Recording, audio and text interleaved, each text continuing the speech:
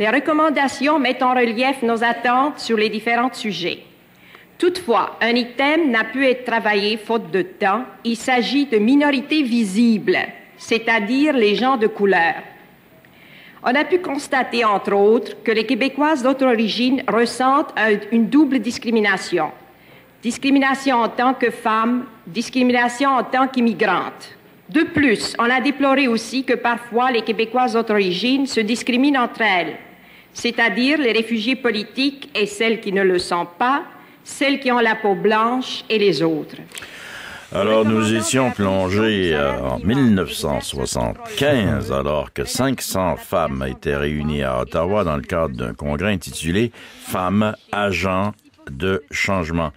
Et où il était déjà question de déchirement dans le mouvement féministe en ce qui a trait aux femmes issues des minorités culturelles, qu'on appelle ici minorités visibles, avec insistance. Notre prochain invité est professeur en études féministes à l'Institut Simone de Beauvoir de l'Université de Concordia. Il vient de faire paraître l'ouvrage collectif intitulé « Le sujet du féminisme est-il blanc? Femmes racisées et recherche féministe. » Chantal Maillet, bonsoir, bienvenue à C'est Fou. Bonsoir Serge. Bonsoir. Oui. À la lumière de l'extrait qu'on vient d'entendre, bien sûr, mais aussi à la lumière de tous vos travaux, qui est le sujet femme du féminisme? Quelle est sa portée? Qu'est-ce que ça inclut, ça exclut? Oui, en fait, vous savez, le titre de l'ouvrage, c'est une question, donc on ne prétend pas avoir une réponse, oui, bien sûr. Une réponse exhaustive.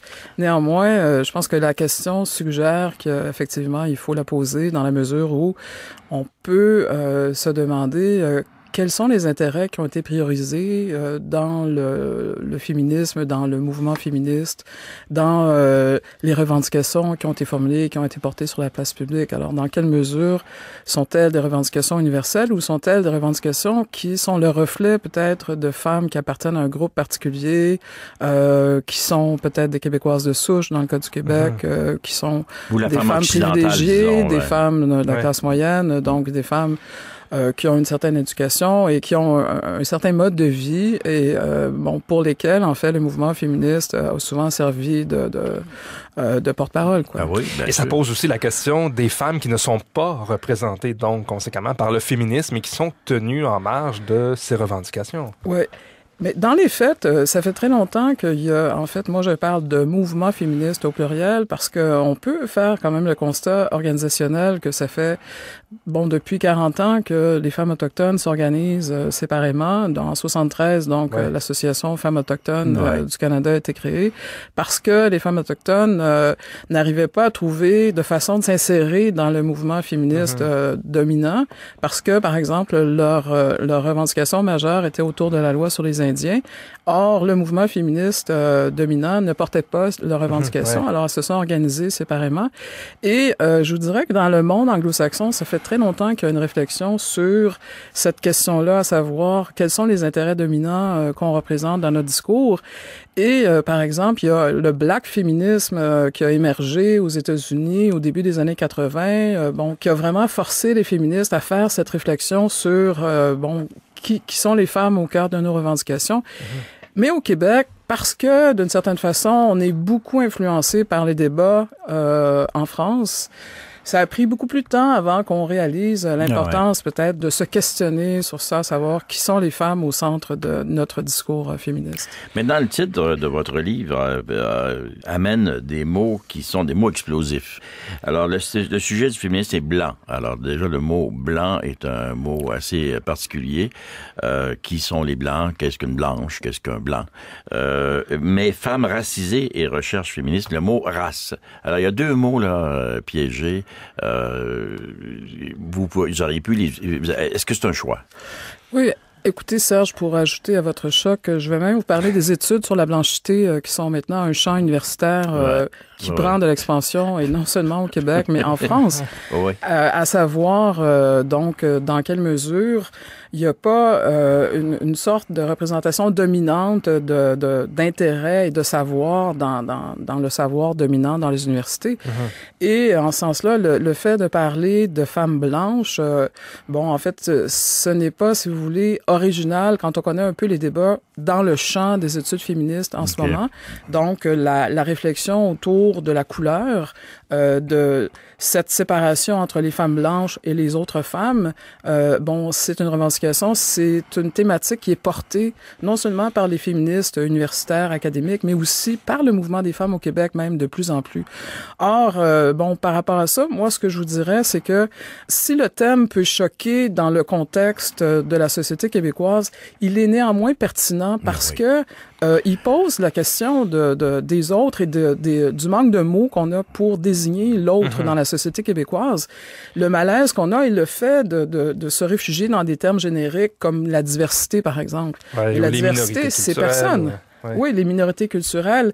Mais les minorités culturelles, c'est un thème qui pose un rapport de pouvoir très précis dans la mesure où il suppose minorité culturelle, donc que le blanc québécois de souche n'a ni couleur ni culture. Ce sont les autres qui ont une couleur, une culture. Alors, vous voyez, il y a des thèmes comme ça qui amènent à des réflexions qu'il faut faire dans le contexte du Québec en ce moment. Mais considérant, disons, qu'il y a une race, une espèce, la race humaine, disons, est-ce que le danger n'est pas grand pour vos critiques ou vos détracteurs de faire des associations ou des interprétations que vous souhaitez pas? Est-ce que ça contribue pas à stigmatiser un peu votre sujet d'étude, les femmes dites des minorités culturelles ou racisées? Il y a plusieurs textes dans l'ouvrage qui abordent cette question-là, à savoir, est-ce que, donc, on contribue à stigmatiser davantage les femmes dites racisées en parlant de femmes racisées, mais dans la mesure où il s'agit, en fait, de désigner un phénomène qui est réel, une stigmatisation qui est réelle, qui est documentée, le fait de ne pas en parler, le fait de refuser d'utiliser des termes spécifiques, ça contribue à occulter un phénomène plutôt que de le mettre en évidence. Et à le maintenir. Dans notre introduction, parce qu'en fait, c'est un ouvrage que j'ai co-dirigé avec Naïma Mrouni, qui est professeure à l'Université Laval.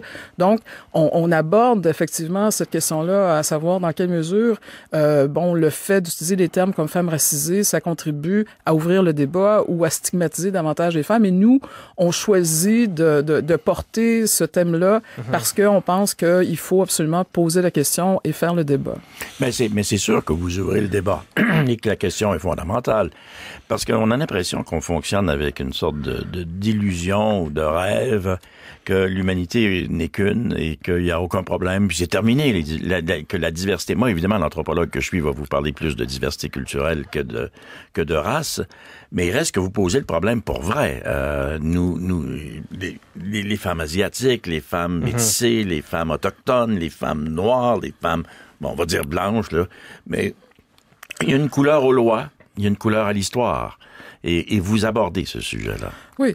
Écoutez, Serge, je pense qu'effectivement, on peut être troublé par l'idée d'utiliser un terme comme femme racisée, mais néanmoins, l'idée, c'est pas de maintenir un discours sur la biologie de la race, c'est au contraire, mais c'est de reconnaître que dans nos petits schémas intérieurs, on désigne l'autre à partir de référents racialisés. Donc, qu'est-ce qu'on fait? On ignore ça ou on continue? Non, soyez rassurés, là. Moi, je vous suis bien là-dedans. Vous comprenez? Oui, donc on est d'accord. Sur la question du voile, en fait, je vais y aller. Justement, c'est ça, la question du voile, on le sait, divise beaucoup les féministes. Certains y voient un signe d'asservissement de la femme. Vous rétorquez que des symboles similaires, il y en a. Et on choisit même d'en tolérer plusieurs dans notre société, comme les souliers, par exemple, à talons hauts. Évidemment, la question que les gens se posent en entendant ça, est-ce qu'il faut mettre le voile et les souliers à talons hauts, disons, sur le même pied d'égalité, là, sans mauvais jeu de mots? Oui, effectivement, j'avoue que ça demande explication. En fait, cette référence aux souliers à talons hauts, elle n'est pas de moi, elle est d'une philosophe qui s'appelle Wendy Brown, qui a écrit un livre qui est très intéressant où elle fait ce parallèle entre cette offense donc que fait le voile à la société occidentale par rapport à cette non-dénonciation de codes prescriptifs et qui sont extrêmement contraignants pour les femmes, comme l'obligation de s'habiller de façon sexy, de porter des souliers à talons hauts. Oui, exactement. Mais si vous voulez, la question du voile, on la pose à partir du fait que c'est un vêtement. Et les femmes qui portent le voile, bon, moi, je le dis dans mon texte, ce sont des femmes ordinaires qui mènent une vie ordinaire. Donc, comment se retrouvent-elles soudainement le centre d'un débat comme celui qu'on a eu au Québec, alors que tout le monde est devenu expert du niqab, de la burqa, du tchadar, terme qu'on n'avait jamais entendu au Québec avant le 21e siècle, alors que soudainement, on a l'impression qu'on peut parler au nom de ces femmes-là, qu'on peut savoir exactement ce qu'elles vivent, sans, curieusement, trop leur laisser la parole. Et c'est ça c'est très intéressant, dans le débat. On parle au nom de ces femmes-là. Exactement. Chantal Maillet, professeure en études féministes à l'Institut Simone de Beauvoir de l'Université Concordia, auteur de l'ouvrage intitulé « Le sujet du féminisme est-il blanc? Femmes racisées et recherche féministe ». Merci d'être passé en studio et vous le réalisez maintenant que c'était bien court. Oui, merci Serge pour l'invitation. C'est un plaisir. Merci. Au revoir. Au revoir.